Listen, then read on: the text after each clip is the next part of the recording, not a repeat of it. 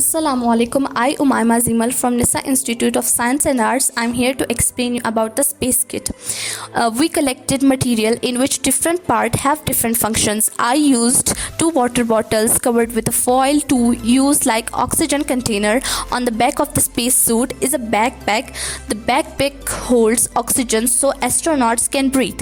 It also removes carbon dioxide that astronauts have breathed out. The backpack also supplies electricity for the suit.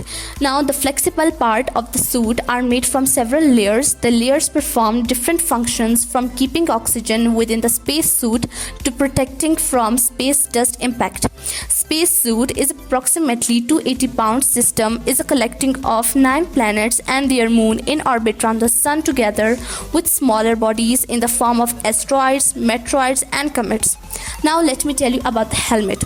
The helmet on spacesuit built for spacewalkers serves as a pressure bubble and is made of strong plastic to keep the pressure of the suit contained. It also has a ventilation system that provides astronauts with oxygen. Helmets also contain a small foam bag that astronauts can use to scratch their nose.